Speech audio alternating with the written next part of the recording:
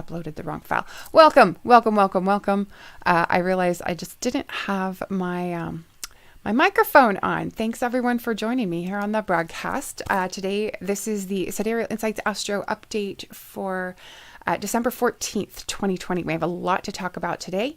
Thanks for joining me. If you are joining me live, either from YouTube, where we're live streaming, or Facebook, where we are also live streaming.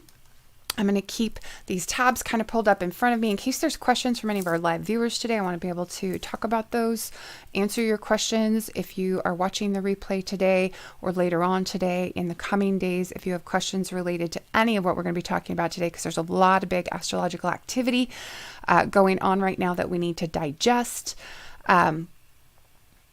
Yeah, you might have questions, and I will keep an eye on the comments feeds to make sure that I touch on those questions, and I'd invite you to share them in the comments if you have questions come up.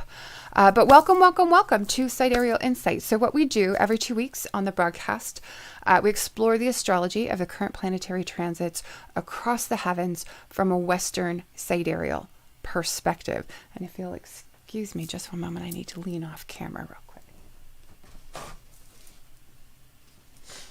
So we're specifically working with the Fagan-Bradley Sidereal Zodiac today. You will want to be looking at the degrees, the signs, the houses, the planets and points in your chart from a Fagan-Bradley perspective. So if you do not have your Fagan-Bradley placements, you can look those up online at mystickphysick.com/sidereal tools. I've included a link in the video description. I'm Phaedra, for those of you who are new to the broadcast. I'm the astrologer and artist of Mystick Physick Astrology, and I use Western Sidereal Astrology in my practice. And the idea is to help you reconnect with your soul purpose and to remember why you came into this life to begin with. And really, with these broadcasts, the aim is to provide guidance for you on how you can consciously use the energy of the transiting planets in a positive way, right? You can look ahead, you can anticipate them, you can make a plan, you can make a strategy. Even what appear to be the suckiest or worst transits have a positive way that they can be leveraged. And that's really the idea. We want to be proactive rather than reactive. I want to thank you all for watching and joining me today. Please like and share the broadcast, tag a friend if you know someone who might benefit from what we're going to be talking about today. And specifically today, we're going to be talking about today's solar eclipse in Sidereal Scorpio. We're going to be talking about the upcoming Great Conjunction in Sidereal Capricorn. That's a very exciting thing to be living through. And then we're also going to talk about current and upcoming transits, okay? So first, let's kind of set the stage. Let's talk about where we're at astrologically in the heavens. We'll recap kind of current transits and retrograde activity for you to kind of frame today's conversation. All planets will be in direct, sort of temporarily in direct motion once Uranus stations direct on January 14th, coming up after the new year. Now, there's a caveat to that, in that that's the exact same day that Mercury enters his retrograde shadow for the very first Mercury retrograde of 2021. So I know it seems early to be talking about the next Mercury retrograde, but that feeds into how we might handle planning for the coming year, how we might plan our major initiations for 2021. Normally, once Uranus stations direct, that would open a window of direct motion with all the planets kind of full speed ahead and forging forward. This year, it's going to be a little bit different, and we'll talk about that in a little bit more detail about how you might want to approach your New Year planning strategy. Now, Mercury will be direct again February 21st. Okay. And so by late February, he should be recovering some of his energy and forward motion. And at that point, come the 21st of February, we will have all planets in direct motion until late April when Pluto retrogrades. So we have a window of opportunity for the coming year of about 1.5 months to capture that forward motion of all planets being direct. That will include 2 new moons, the first one being in Aquarius on March 13th and the second one being in Pisces on April 11th. And those would be the new moons where you would want to potentially consider making your most important initiations for the coming year. We'll talk more about the astrology of those 2 new moons as we move a little bit closer to that window. So right now, let's talk about where the planets currently are. Of course, we have Saturn in Capricorn. That's been going on since late January of 2020. He's going to be there until January 2023. There's no more retrogrades of Saturn that will take him back out of Capricorn.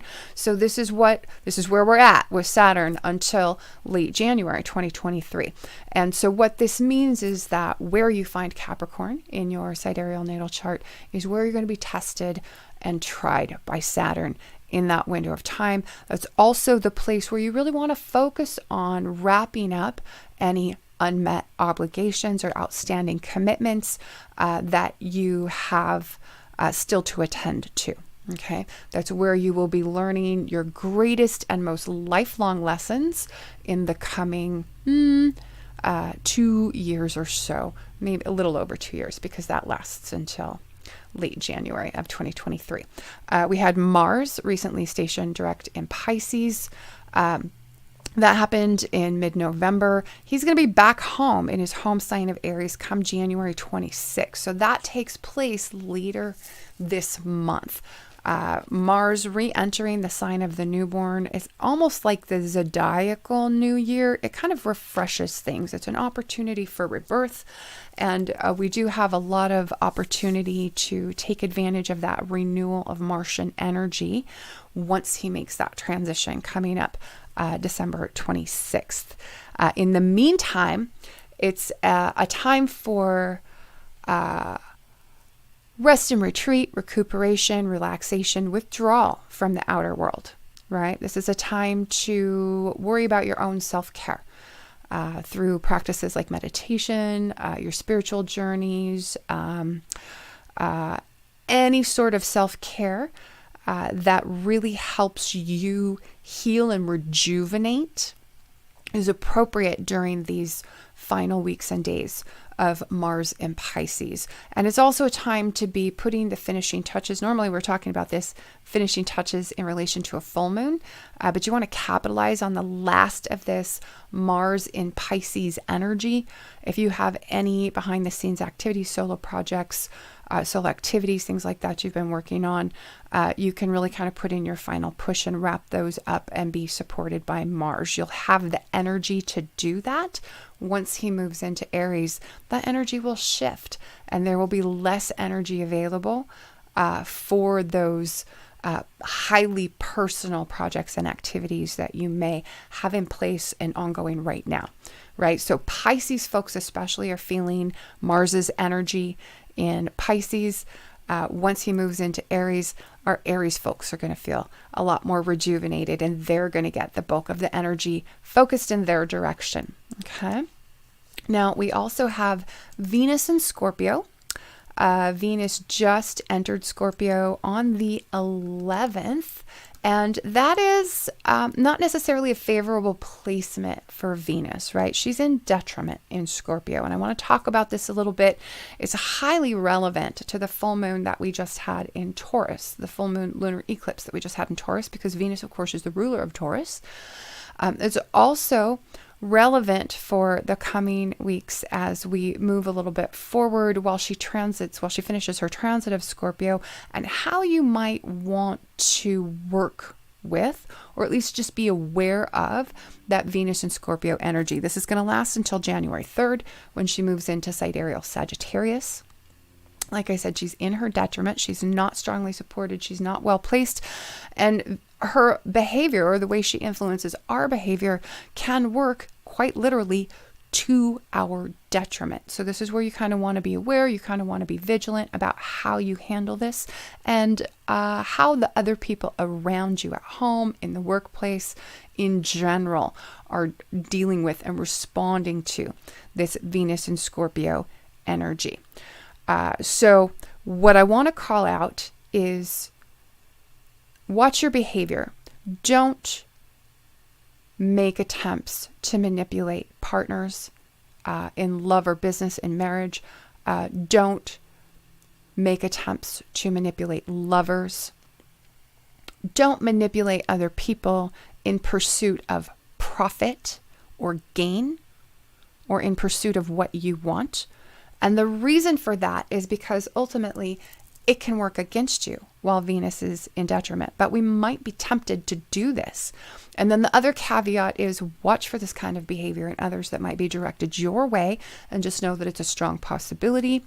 Read between the lines, look a little bit deeper, seek to understand what other folks' motivations might be in relation to their dealings with you as we move through this Venus and Scorpio energy, which lasts until, like I said, January 3rd. Now we have the sun in Scorpio right now only for 2 more days till December 16th, and then the sun moves into Sagittarius. So what I would encourage you to do right now is to finish making your plans for the coming year. We have Mercury here for just a few more days as well until I believe the 17th. And Mercury in Sagittarius can support strategic thinking. And this is typically a good time to be making your plans for the coming year in terms of what is your strategy going forward, especially like if you're a business owner or, you know, if you have big plans for things that you would like to accomplish in life in the coming year. This would be the window where building a strategy to do that is beneficial to you and supported. So there's just a few more days while we have the sun and Mercury in Scorpio supporting us for you to really capitalize on that energy before they both move into Sagittarius. And so I would encourage you to do that. As I've been saying in the last couple of broadcasts, I know we're in the middle of a pandemic. Make a plan A and a plan B for the coming year. Give yourself the benefit of planning for a best case scenario and a worst case scenario depending on how things play out with the pandemic, right? We could be stuck at home or socially distancing or not returning to our normal activities through, say, late summer or even fall of next year, depending on how vaccine rollout happens on a global scale. Or, you know, the time frame could potentially be sped up depending on how we choose to approach that. And so plan for if everything goes well, what would that look like for you? Plan for if things don't quite go so well, what might that look like? And that way, depending on how our circumstances play out in the coming year in regards to the pandemic and how these things play out, you'll have multiple paths forward to choose from that will also help support your goals, your dreams, the things that you want to accomplish in the coming year. Okay, that way you're still able to make some kind of progress. And the question will just be up in the air in terms of how much progress, what's the quality of that progress, right? So we just had Jupiter re-enter Capricorn in late November on the 25th. He is going to be there until April 6th. We've talked about that. Jupiter is in fall in Capricorn, right? So he's also not quite well supported. But this is an opportunity for profound transformation and metamorphosis. I would encourage you to aim for results. Don't be satisfied with appearances or perceptions. Okay? Perceptions can be misleading, right? They can also be manipulated. Okay? So especially while Venus is in Scorpio, have an antenna up for folks making attempts to manipulate your perceptions, right? This is one way that Venus may try to get away with her shenanigans while she's in Scorpio. Perceptions can be misleading. They can be manipulated. And so keep that truth close to you. Hold on to it. I would encourage you start with dialogue, move towards truth. That's really how you want to approach Jupiter's transit of Capricorn. Okay. Now, we talked a little bit more in depth about that in past broadcasts. I won't recap that because we've got a lot to go over. So if you want to explore more about how Jupiter can play out while he's transiting Capricorn, you may want to watch one of my last broadcasts. Like I was saying, Mercury in Scorpio until December 17th. This supports strategic thinking, research, investigation, analysis, counseling, and psychology. These are well-supported activities. Just a few more days to wrap up whatever you might have going on there. It's also potentially a good time for things like financial negotiations, debt settlement, estate planning, wills, and for diving into psychological and emotional healing. Keep in mind, Scorpio is a water sign. That's heavily emotional energy. Scorpio is the natural ruler of the 8th house. That is psychology and healing. So take advantage of that if that's something that you'd like to explore. But there's only a few more days of that before Mercury moves into Sagittarius. And keep in mind, he's not well supported in Sagittarius either. We're going to talk about that here in just a moment as well. We've had Neptune stationed direct at late November on the 29th. So he's regained forward motion, leaving the last planet in the solar system retrograde at this moment to be Uranus. We're going to talk a little bit more about Uranus as we dive into the Great Conjunction a little bit later on in the broadcast. Okay. But right now, today, what we're looking at is the solar eclipse in Scorpio. This is the only total solar eclipse of 2020. It is exact today, actually, just a little bit earlier in the morning. With this particular eclipse, I took a look at both Mars and Pluto because these are our modern and traditional rulers. And when we have important astrological events involving signs that have modern and traditional rulers, my preference is to take a look at both. I have found that that can give more insight into what may be going on, and one or the other planet may have a little bit more influence in what we're experiencing. So let's talk about this a little bit. I'm not going to go into as much detail as I might normally because we covered this in the November-December 2020 eclipse season video, and you can watch that. I will link to that. If I didn't already, I need to check the video descriptions.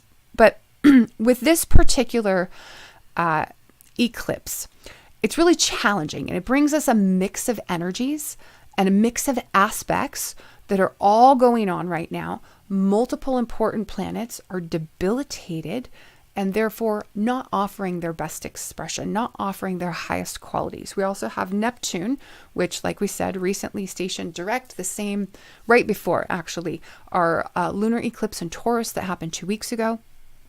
And that plays into how we can experience eclipse season, right? So he's applying square to the nodes. That's going to be exact January 25th. And that also plays into how all of these eclipses kind of play out as well. So it's a very challenging new moon. It's a challenging eclipse. We have this mix of energies and aspects. There's a risk of scandal potentially with this eclipse.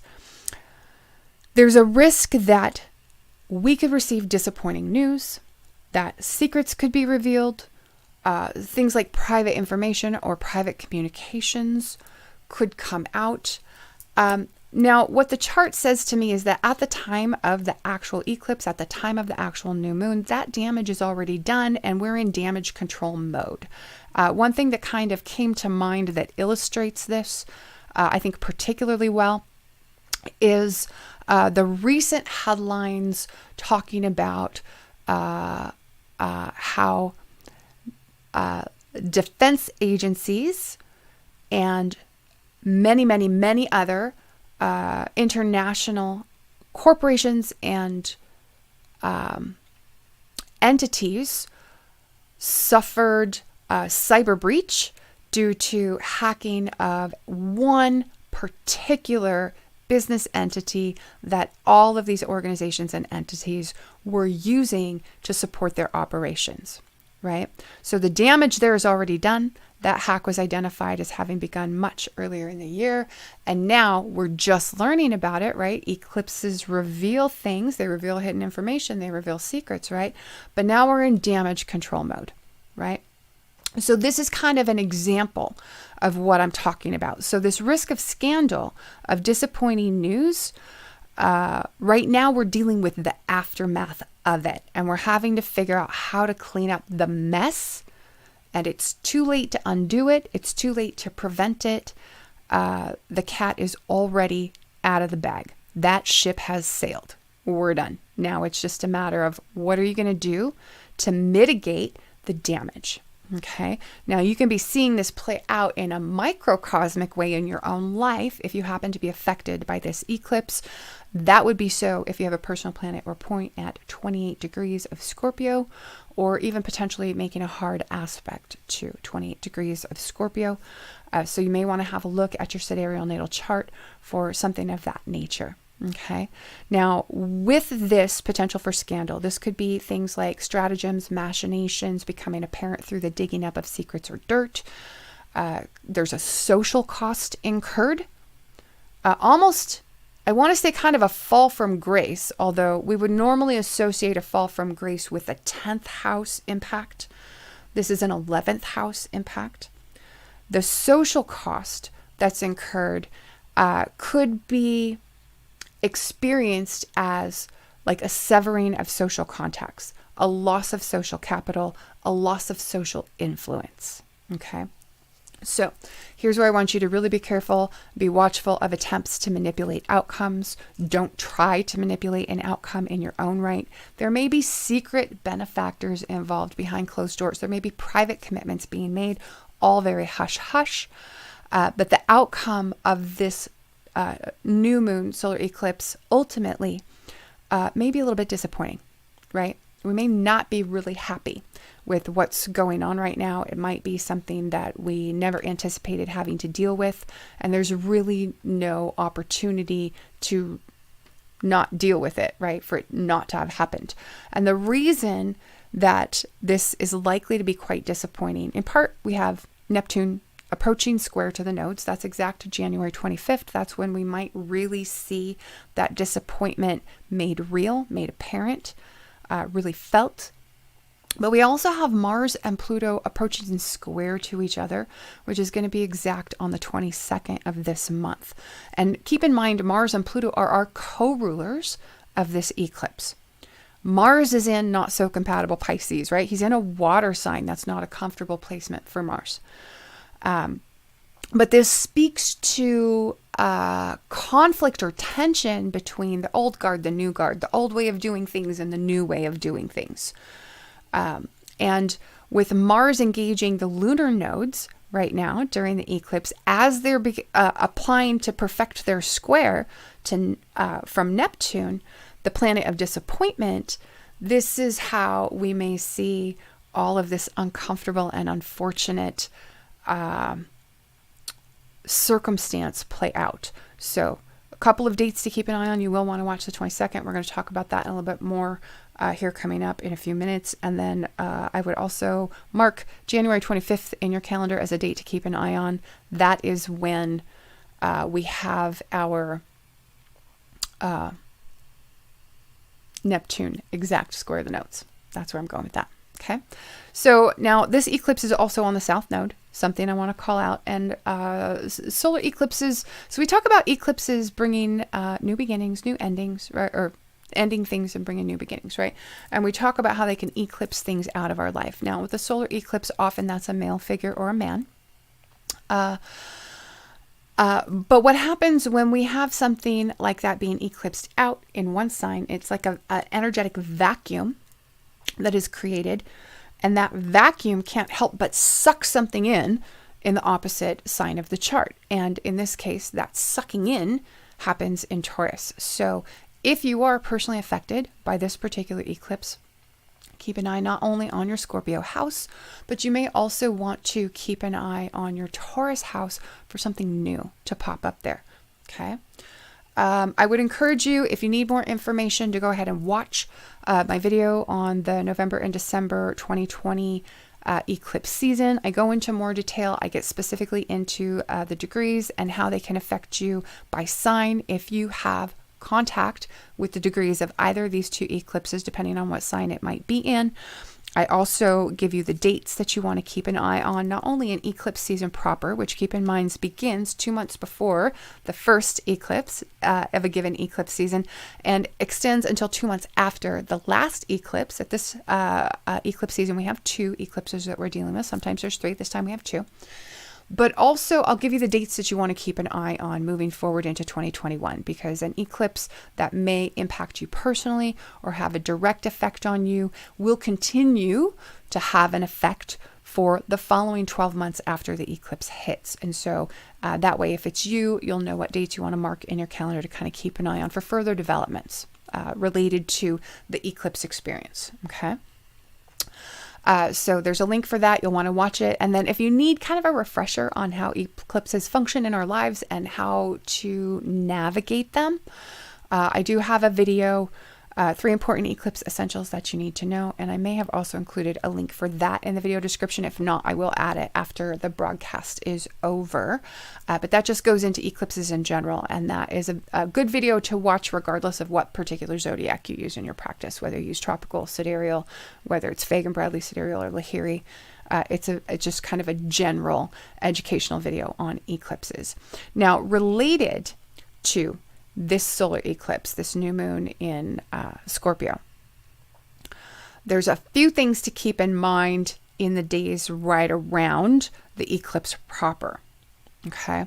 One is we have Venus in detriment coming up to sextile Jupiter on December 14th, or that happens today, December 14th. What I want you to be aware of here is receiving what appear to be valuable gifts, but that come packaged with hidden motivations. Okay, so have an antenna up for that type of behavior. Tomorrow, we have Venus sextiling Saturn, because keeping in mind, these two are still, they're just within a degree of each other. So the one is exact today, the next is exact tomorrow. And how this could be experienced is similarly gifts that appear generous, but serve to limit or bind in some way. A gift that creates an attachment, or joint gifts, right? Like, oh, this is a gift for you and for me, or, oh, this is a gift for the both of you, right? It appears generous, but it binds something together.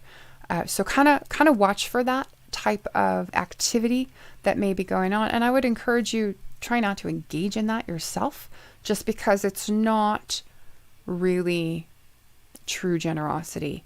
It's not really honest gift giving. And like I said, with Venus in her detriment, it could work against you. It could backfire in some way. Right now, coming up, like we said, on the 19th, we're going to have the sun move into Sagittarius. We're going to have Mercury enter Sagittarius on the 17th. Oh, excuse me, the 19th. The 16th, the sun enters Sagittarius. So the 19th is actually when we have, I believe, our sun Mercury conjunction. Let me correct my note here, so I don't have that in my notes wrong. So let's talk about Mercury and Sagittarius a little bit, right? Mercury in Sagittarius,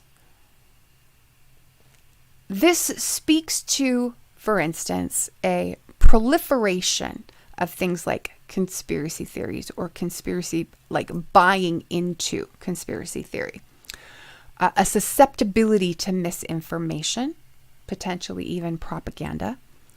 It underscores a tendency to overthink.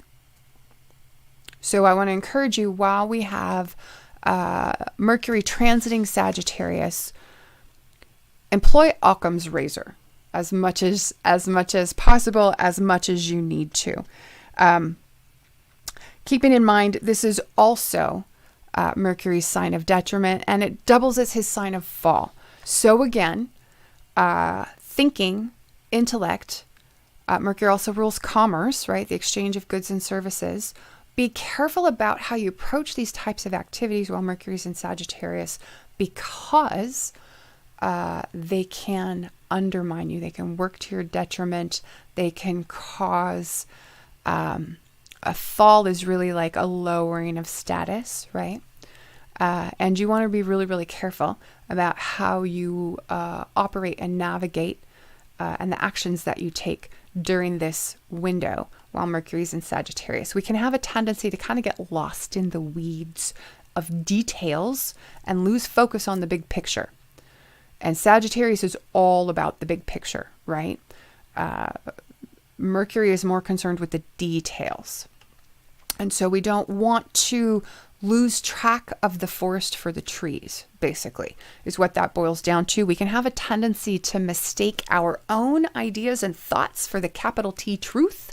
You don't want to do that either, right? Now, this is exacerbated by the fact that we have the sun coming up to conjoin Mercury on the 20th of December. So this is normally a high profile day for folks with Gemini or Virgo sun or even ascendant. And typically we would call out that as an opportunity to make a presentation or to be in the public eye, to be in the spotlight. Now, that may not work out so positively this go around because Mercury is in Sagittarius, Mercury is in detriment and in fall. So just be careful for unwanted attention, I guess you could say, if you have Gemini or Virgo sun or rising, that could play out challenging for you this time around when we have that conjunction. Now, the very next day, December 21st, this is what everyone's talking about in the astrological world. We have the Great Conjunction happening. Now, Great Conjunction is the conjunction between Jupiter and Saturn, are two, they're kind of, what's the word? They're kind of bridging planets. They operate and they exist in a space and operate in a way that bridges the personal planets, which are descriptive of our personal experiences, our personal qualities, things that impact us directly, and the outer planets, which tend to function a little bit less personally. They function on larger time frames, broader scales. They're considered a little bit more generational unless you happen to have your sun or ascendant in one of the signs that one of those planets rules. However, this meetup also happens at the time of the solstice, and there's a lot of special qualities about it. There's a lot of special circumstances taking place this time around that serve to make this particular conjunction very notable. This is a conjunction that typically only happens every 20 years or so, and it usually indicates like the beginning of a new paradigm, a fundamental shift in some way related to the sign that the conjunction is taking place in. Now, this time, of course, is taking place in Sidereal Capricorn. And so that augurs in a new 20-year paradigm in the Capricorn house in our charts. The conjunction is taking place at 5 degrees, 26, 27 minutes or so of Capricorn. So that's the point in your chart that you want to have a look at. You want to see if you have any personal planets or angles that intersect with that point or that aspect it. You may also want to have a look at where that point's impact, where that point hits your progressed chart, and whether or not you have any progressed planets or angles that are activating that degree. But what I want to call out, and this is something that's been kind of exciting that folks have been talking about lately, is that they're also conjunct by right ascension or by declination, right? So conjunct by declination is what we consider a parallel aspect, and it functions as a conjunction. And so this conjunction energy is magnified. It's augmented twofold because they're conjunct by degree, they're conjunct by declination. So it may also be worth checking your charts for personal planets or points at 302 degrees, 46 minutes, right ascension, or 20 degrees, 27 minutes, declination, either north or south. The conjunction is taking place at the south declination, 20 degrees, 27 minutes. However, if you have a personal planet or point intersecting 20 degrees, 27 minutes north declination, that would function as a contraparallel. That's a contraparallel aspect, It functions more like an opposition. And so if you want just like a little bit more insight and a little bit more nuance into how you approach your understanding of this conjunction, I would definitely take a look at those two pieces as well, because they can further inform your understanding of how you will feel this particular conjunction. Now, let's talk a little bit about how this can be felt or play out. I'm really kind of approaching it from a broader scale, a more zoomed out kind of a mundane approach. However, the same types of energies and concepts could be at play in your own personal life if you are affected by this particular conjunction personally. So Capricorn, of course, the sign of Capricorn is the administrator of the zodiac, right? Capricorn is the sign where shit gets done, excusing my French. We have in this chart, the midheaven is in Aquarius. We have Uranus, the ruler of that midheaven, trining the sun and sextiling the transiting ascendant. So this speaks to egalitarian and humanitarian ideas, like achievement unlocked kind of energy once Saturn stations direct January 14th. The transiting ascendant is in Gemini. Mercury's in Sagittarius, right? We've been talking about him being in fall, in detriment. But with the ascendant in Gemini, the ascendant is about where we're interacting with the world around us, right? This is about exploring and implementing new ideas. Okay. Now, Mars, this is an interesting quality of the chart. Mars is transiting conjunct the Arabic part of radical change. And I want to call that out because Mars does have an influence in what's going on with this conjunction, even though the conjunction is taking place between Jupiter and Saturn. Now, Mars conjunct that Arabic part of radical change. Uranus, Aquarius, this is our midheaven and midheaven ruler. This is the energy of radical ideas, radical thinking, radical behavior. Okay. So Mars squares this point a little widely at the moment of the conjunction, but he will square it exactly January 7th after he's moved into Aries, which is the sign of new beginnings, right? January 7th, what I want to call out is quite notably the day after the new Congress is seated here in the United States.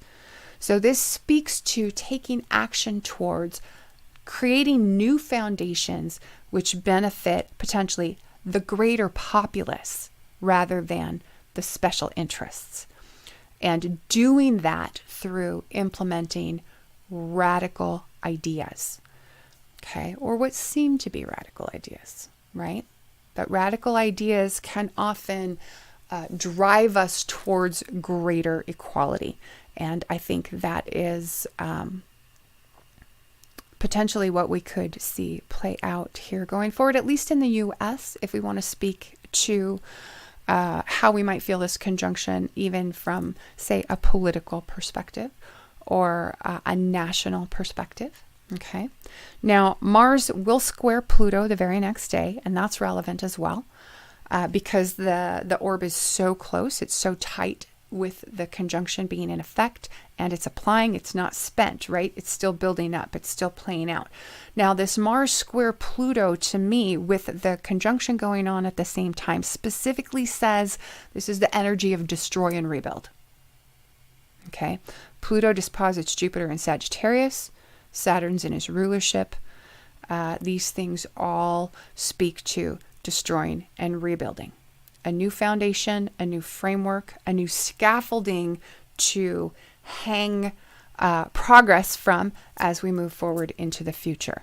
And because this is a great conjunction cycle, beginning a new great conjunction cycle, this effect, this description of how the effect can play out, you'll find is likely to be valid for the coming 2 decades, right? That's a long-term effect for us, okay? Mars is going to move into Aries coming up on the 26th, the day after Christmas. Looking ahead, late December, the 29th, we're going to have the full moon in Gemini. Venus will be entering Sagittarius January 3rd. Uranus is going to station direct the same time Mercury enters his retrograde shadow coming up mid-January on the 14th. We're going to talk about all that and more coming up on the next Sidereal Insights Astro update, Monday the 28th at 1:30 p.m. Mountain Time. Thank you for joining me today. I will monitor the feed if you happen to be watching the replay. If you have questions about any of what we're talking about today, if you see that these things might be touching off points or planets in your chart and you are kind of curious about how that influence might affect you, put your questions in the comments for me. I'll be happy to circle back around and address those for you. And I want to thank you very, very much for joining me today. Stay tuned for the release of the Ultimate Astrological Planner, the 2021 Ultimate Astrological Planner. That should be coming up here very shortly. I'll have that available for you. And we will see you all again next time.